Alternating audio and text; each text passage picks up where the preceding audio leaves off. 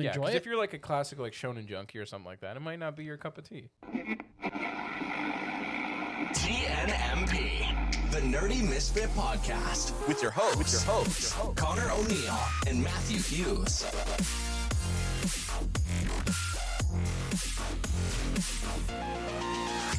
What is up, everybody? And Matthew, welcome back to another episode of the Nerdy Misfit Podcast. Welcome back to the longest running thing we got going on this podcast, and that is our good old anime of the month. Yeah, if you're new around here, every last podcast episode, which if you don't know, we post podcasts every Wednesday.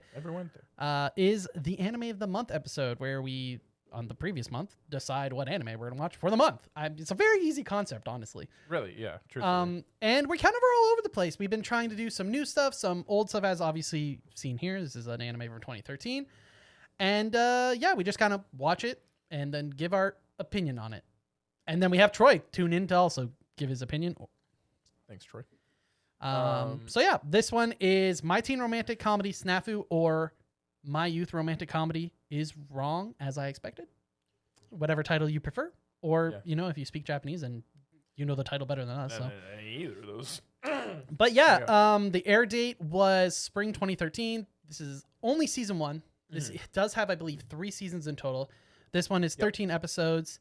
It's by Brains Base Studio, who did Dura, Spice and Wolf, season 2, Natsume's Book of Friends. Yeah, they did all of Natsume's Book of Friends. It was hard to find like things that were bigger that people would know. Yeah, fair. I think those are good. Dura is definitely a big one. Comedy romance, shocker. Had no idea. My Teen Romantic Comedy romance. Mal score is 8 on the dot. Yep. One of the reasons we picked this was actually because of this, which is it's got almost 1.5 million members. Completed is 1.1, but we actually sorted Mal by popularity and kind of picked one that both of us haven't seen. And this is one of the ones. It's based on a light novel. If Matt, you want to take away on the quick synopsis. Hachiman Hakigawa is an apathetic high school student with narcissistic and semi-nihilistic tendencies. He firmly believes that joyful youth is nothing but a farce, and everyone who says otherwise is just lying to themselves. In a novel punishment for writing an essay mocking modern social relationship, Hachiman's teacher forces him to join the Volunteer Service Club, a club that aims to extend a helping hand to any student who seeks their support in achieving their goals, with the only other member being the beautiful ice queen Yukino Yukishita. Hachiman finds himself on the front line of other people's problems, a place he never dreamed he would be. As Hachiman and Yukino use their wits to solve many students' problems, will Hachiman's rotten view of society prove to be a hindrance or a tool he can use to his advantage? And was it? Sometimes. So I guess we'll just dive right in. Initial thoughts. I'd say that at first, the show feels like it's trying very hard to be funny. Yep. And I feel like some of this could come off as maybe just English translation. I feel like this is noticeable in a lot of Japanese comedy, which is we culturally are very different than Japan in the West. And also translation isn't one-to-one. Yeah. So I feel like a lot of jokes just go over our heads. So it could be a lot funnier in Japanese.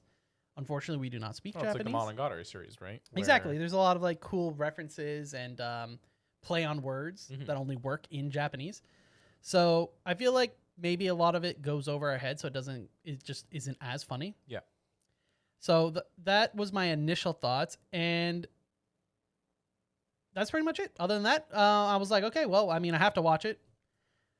So we're watching it. And I'd say after the 3-episode try, I probably would have continued, personally. The first episode didn't really hook me. Yeah. But I'd say after 3, I was hooked enough to be like, okay, I'd probably watch it. Would you go back to season 2 or 3? Or we'll get to that, Matt, at the end. Just saying. How about your initial thoughts of it? I mean, the show started off with a monologue, which I thought was enjoyable. I'm always a big fan of like that cold open, like really getting into your main character's thoughts. But otherwise, it did take me a couple episodes to start really getting into the story. Yeah. I think episodic stories can be done well, but sometimes they hit, sometimes they miss. I think the show did okay overall for it. I feel like a rom-com, that is the only option, though. That is really the only. Because the overarching thing is whatever romances end up happening. But obviously for this series, not really anything shockingly for a rom-com. No, we yeah. don't really have anything, at least in the first season, really Yeah. progressing that way, which That was makes sense, kind yeah. of was kind of surprising Yeah. to be honest. The animation was fine. I mean, it did feel like a couple of random episodes or like random scenes kind of went down in quality a little bit, but nothing crazy enough to really take away from the story. As the story doesn't have too many action shots, you don't really need like. Yeah, it wasn't a high insane action. anime. I would say it was very inoffensive, like very solid. Yeah. In terms of it aged well. It's not going to age. You're never going to be like, oh, it's showing its age. It Yeah. looks so old. It looks generic, art style wise, is pretty generic. All the characters, design wise, are unique enough to recognize them as different characters. None of any of the important characters looked the same. look the same. Which to me is always a good thing because I do feel like when it comes to rom-coms or even like school animes, there's always like 3 or 4 students that are like. Well, some of them, crap. yeah, some of the really hardcore, like this is Japanese school life. They're Yeah. all got the black hair. They all look very similar, and you're like, Same school uniform. Yep. Everything, and you're like. it's harder to "Bruh, pick them out. wait a But second." this one was very Yeah. easy to pick out all the characters. I do think the core characters and supporting characters are relatable depending how your high school experience was. For some, Yeah, I more than feel like others, as but we get older, the high school slice of life is harder and harder to relate to. Yeah. Thankfully, this one is 2013, which Yeah. is a little bit more it was relatable closer. for us. So that's at least makes it easier for us personally.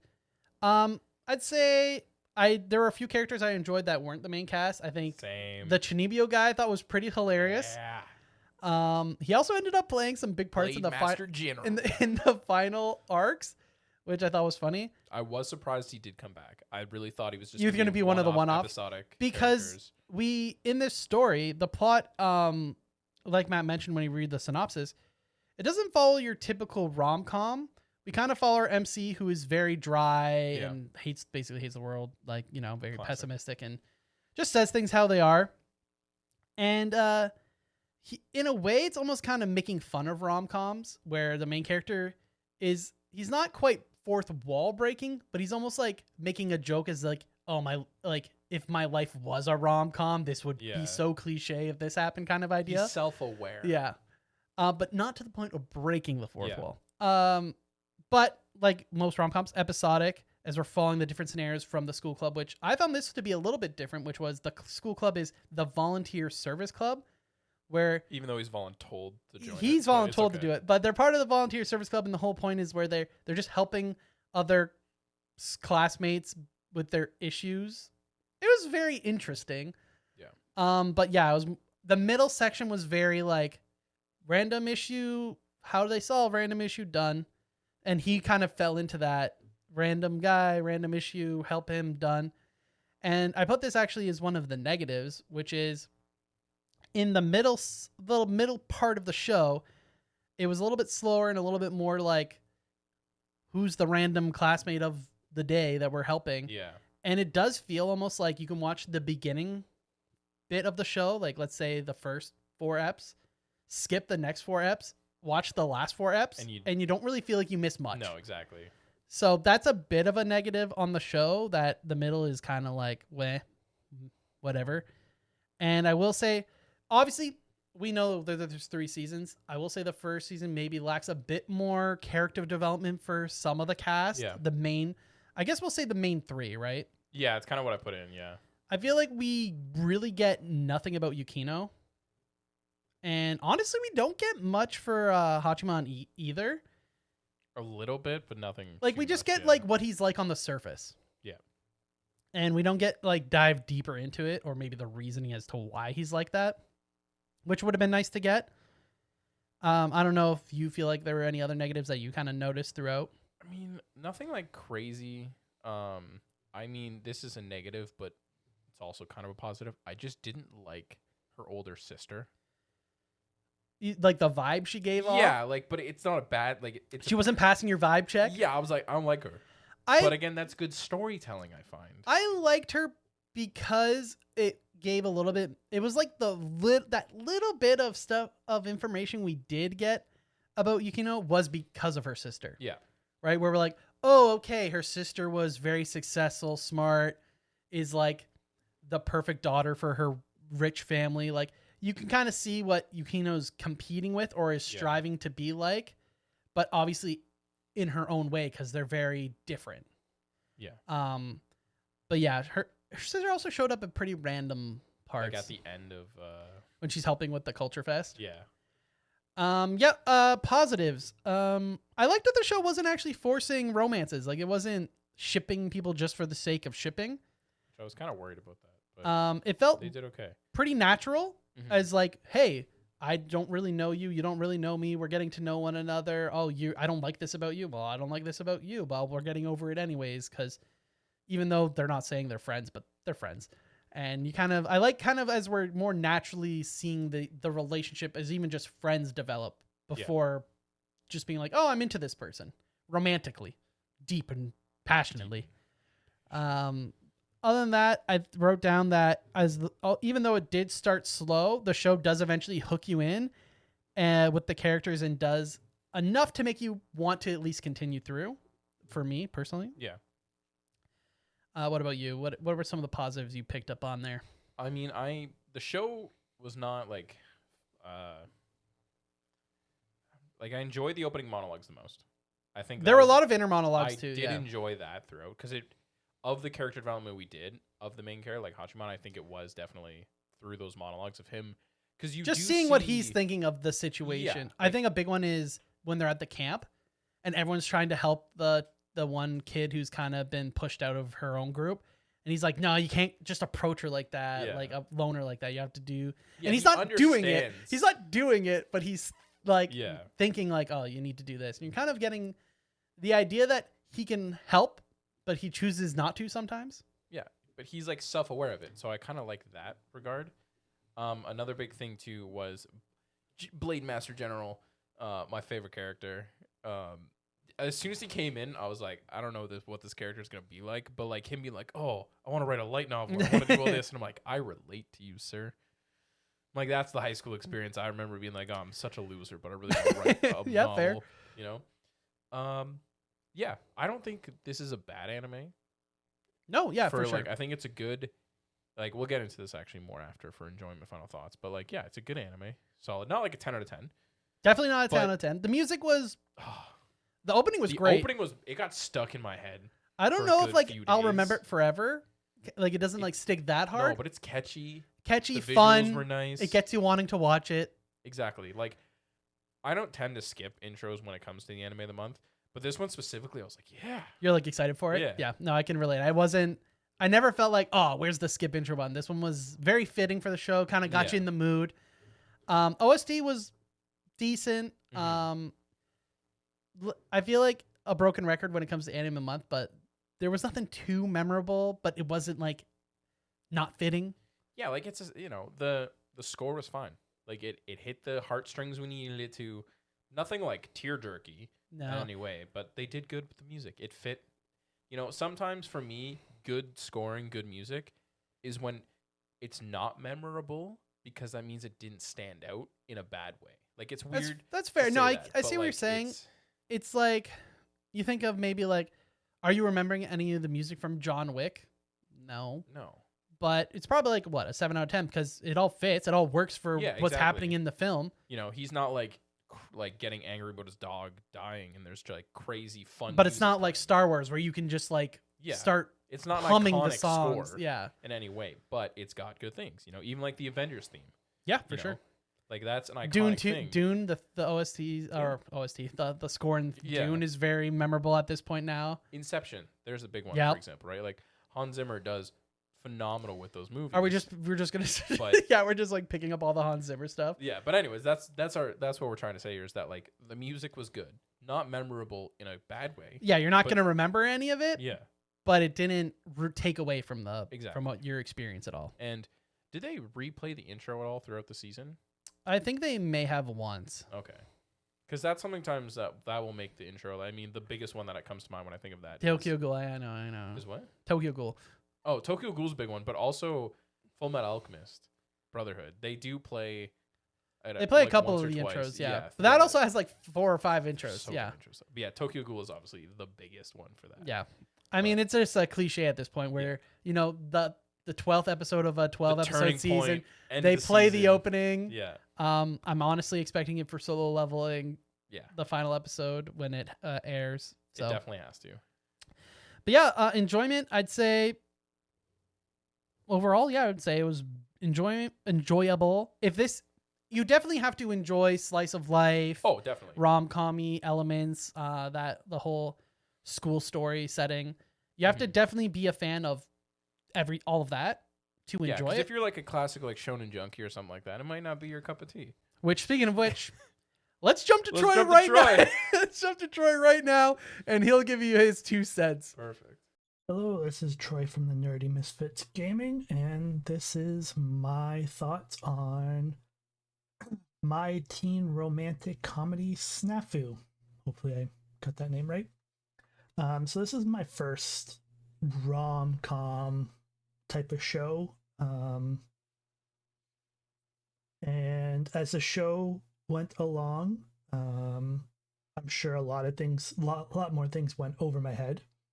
I did kind of like the little digs that it does towards your typical rom-coms, where kind of the main character would kind of think in your typical like teenage life, this is where these two people fall in love, but not in this, not in our life, not in our show. But again, as the show went along, I did realize really emphasize how much of a shonen junkie I kind of am. But this wasn't bad. The art and animation I felt was fine. It was fairly good. Nothing outstanding to me, but again, nothing that was like done poorly. I did feel like the colors, fit the atmosphere and was pretty nice. Kind of the same thing with the music. The music felt nice. It felt nice throughout the whole show. There was nothing that was overly used.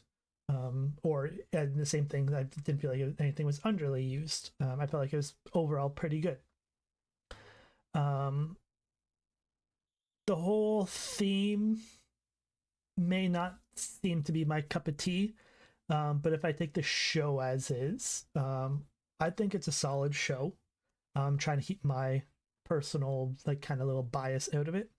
It does show the progression of kind of a loner who doesn't want to make friends, but kind of ends up making friends, but then struggling to admit there's friends and kind of helping others. Some relationships kind of grow. Again, they do a lot of digs kind of towards your stereotypical rom-com scenario. So to give the show as is, I'd probably give it, for me, a 7.5 out of 10. But if this is a genre that you like or wouldn't mind exploring into, this is probably your main one to look at. I would give it a recommend, because some of these types of shows you won't know until you kind of start watching it.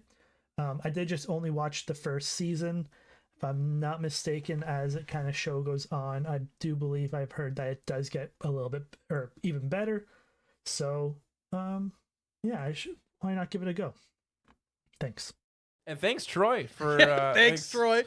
As you can see, if you're not used to slice of life, might not be your favorite. But But that's all right. let us know what you think. Do you agree or disagree with Troy? Let If us not, know. check him out on Tuesdays on Nerdy Misfit Gaming and let him know how wrong he was. Call him out, chat. Or let him know how right he was. Exactly. Enjoyment, yeah, I think it was fine. It's it's solid. I did keep losing interest here and there, just a little bit.